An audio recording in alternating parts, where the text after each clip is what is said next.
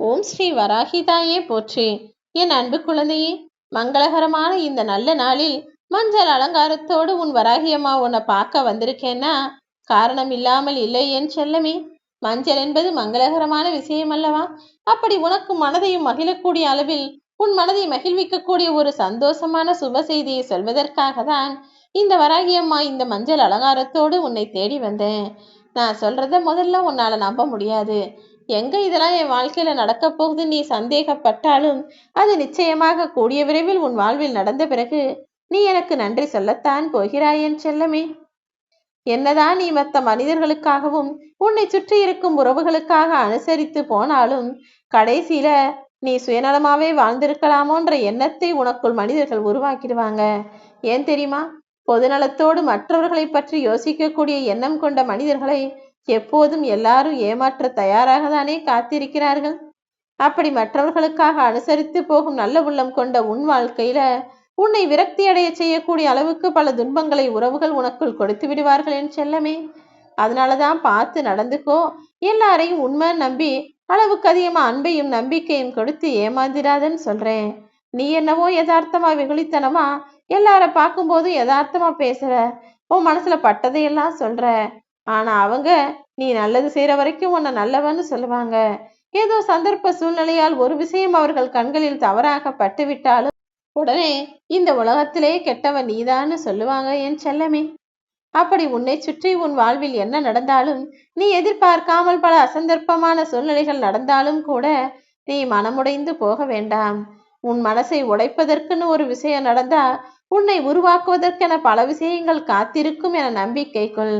உன் மனம் உடையும்படி எந்த விஷயம் நடந்தாலும் உடனே உனக்கு சமாதானம் சொல்லி உன்னை சந்தோஷப்படுத்தும்படியாக பல விஷயங்களை நான் நிச்சயமாக நடத்துவேன்.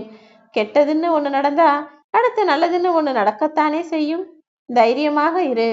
இன்று முதல் உன் வாழ்வில் எல்லா விஷயங்களும் நல்லதாய் நடக்கும்படி உன் வராகியம்மா நான் பார்த்து கொள்கிறேன் என் செல்வமே. நீ தேடக்கூடிய எல்லாமே உடனே கிடைச்சிடாது. ஆனா கிடைச்ச எல்லாத்தையும் தேடி தேடி இன்னும் கிடைக்கலையே நினைச்சு வருத்தப்பட்டுக்கிட்டே இருக்காத.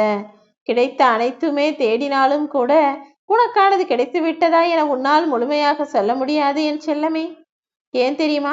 எதையோ தேடி எதையோ பெற்று எதையோ தொலைத்து விட்டு வெளியே எல்லார் கண் முன்னாலேயே சிரிச்சுக்கிட்டு உள்ளே தவித்து கொண்டே வாழும் வாழ்க்கையை தானே இறைவன் உனக்கு கொடுத்திருக்கிறான். புரிகிறதா? நீ ஆசைப்பட்டு கேட்டது வேற, ஆனா உனக்கு கிடைச்சது வேற. நீ எதிர்பார்த்து பெறணும் நினைச்சது வேற, ஆனா நீ தொலைச்சு தவிச்சது வேற. அதனால யாருக்கிட்ட எதையும் சொல்லவும் முடியாம மனசுக்குள்ள வச்சு அதை மென்னு முழுங்கவும் முடியாம உன் மனம் படும் பாட்டையெல்லாம் நான் அறிவேன். காலம் எல்லா காயங்களையும் மாற்றும். உன் மனத்தவிப்பையும் நிச்சயமாக மாற்றும் என் செல்லமே. நீ கவலைப்படாத. இப்போது நான் உனக்கு ஒரு விஷயத்த செய்யறேனா அது நிச்சயம் நல்லதாகத்தானே இருக்கும். நீ எதிர்பார்த்த நல்லது உன் வாழ்வில் நடக்கதான் போகுது. அதை தான் நான் இப்படி சுமூகமாகவும் சுலபமாகவும் நடத்தி முடிப்பதற்காக வந்துள்ளேன். மனித வாழ்க்கை என்பதே மிகவும் குறுகியதான 100 ஆண்டுகளுக்கு உட்பட்ட காலம்தானே. இந்த குறுகிய காலத்தில் கூட எதற்காக தேவையில்லாத கோபத்தையும் பயத்தையும் தூக்கி சுமக்கிறாய் என் செல்லமே. கோபம் என்பது உன் வாழ்க்கைக்கு அவசியமும் தேவையும் இல்லாத விஷயம். அதை முதல்ல தூக்கி போட்டுட்டு எல்லாருக்கிட்டையும் பொறுமையா அன்பா பாசமா பேசு. அதே நேரத்துல என்னாகுமோ ஏதாகுமோங்கிற பயமும் உனக்கு தேவையில்லை. பயம் என்பது ஒரு மோசமான உணர்வு. அதை நீ தைரியமாக எதிர்கொண்டு அதை தூக்கி எறிந்து விடு என் செல்லமே. உன் வாழ்க்கையில நடந்த நல்ல நினைவுகளையும் இனிமையான நினைவுகளையும் ரசிச்சு யோசிச்சு வாழ பழகு. எல்லாவற்றையும் உன் வாழ்வில் சரி செய்து கொடுக்க வேண்டியதும் உனக்கான சந்தோஷத்தை தர வேண்டியதும் என்னுடைய பொறுப்பு தானே. ஆரம்பத்துல எல்லா உறவுகளும் பழகும் போது நல்லவங்களாதான் தெரியும். அன்பா பேசுவாங்க, அழகா பேசுவாங்க, பொறுமையா பேசுவாங்க, எல்லாம் தெரிஞ்சது மாதிரியும் பேசுவாங்க. ஆனா காலம் செல்ல செல்ல அதுவே அதிக அன்புடையதாகவும் மாறலாம், அல்லது அதிக சுயநலம் கொண்டதாகவும் தனக்கு மட்டும் நல்லது செய்யக்கூடிய உனக்கு கெடுதல் செய்யக்கூடிய குணமுள்ளவர்களாகவும் உனக்கு தெரியலாம். அதனாலதான் எல்லா உறவுகளையும் எப்போதும் பேச ஆரம்பிக்கும் போதே நம்பிடாதே. பேசி பழகி புரிஞ்சுக்கிட்டு அப்புறமா அவங்க மேல நம்பிக்கையை கொண்டு வான்னு நான் சொல்றேன். பேசுவதற்கு நேரம் கிடைக்கவில்லை என்றாலும் நேரம் கிடைக்கும் போதெல்லாம் நீ பேசிக்கொண்டு மனிதர்களை புரிந்து கொண்டும் நடந்து கொள்ள கற்றுக்கொள். மனித உறவுகள்ல அதிகமாக பார்த்து கொள்ளும் வாய்ப்புகளே இப்போது குறைந்து கொண்டு விட்டதல்லவா? எப்போதும் எல்லாருமே நேர்ல பார்க்கறாங்களோ இல்லையோ, அல்லது தேவையில்லாத தொலைபேசியிலும் தொலைக்காட்சிகளிலும் தான் தேவையற்ற மனிதர்களையும் தனக்கு முகம் தெரியாத மனிதர்களையும் பார்த்து பேசி பழகிட்டு இருக்காங்க. இரவு பகல் தெரியாது பேசிக்கொண்டிருக்கும் மனதை நீ என்ன செய்ய போகிறாய்? முதல்ல பேச்ச குறைச்சிக்கிட்டு செயலை அதிகப்படுத்து. பேசி பேசி இந்த உலகில் எதையுமே சாதிக்க முடியாது என் செல்லமே. ஒரு சில தொழிலும் வேலையும் இருக்கலாம். அவங்க பொய்யா பேசி அதையும் இதையும் சொல்லி சமாளிச்சு தான் நினைச்சதை விற்கக்கூடியவர்களாகவும் தான் நினைச்ச காரியத்தை செயல்படுத்தக்கூடியவர்களாகவும் இருக்கலாம். அவர்களுக்கு வேண்டுமானால் பேச்சு பயன்படுமே தவிர, சும்மா நானும் உறவுகளை வச்சிருக்கேன், நட்புகளை வளர்க்குறேன்னு சொல்லி பேசி பேசி நீ எதை சாதிக்க போற? வருடங்கள் கடந்து போக போக உனக்கு பேச நேரம் இருக்கும். ஆனால் உன்னோடு பேச வேண்டுமென யாரும் இருக்க மாட்டார்கள் என் செல்லமே. அதனாலதான் உன்னோட இள வயசுலேயே நேரங்காலத்தை வீணாக்காம உனக்குன்னு ஒரு சேமிப்பையும் நீ நிம்மதியா சந்தோஷமா வாழ்றதுக்கு தேவையான வசதிகளையும் உனக்கென உருவாக்கி வைத்துக்கொள் என சொல்கிறேன்.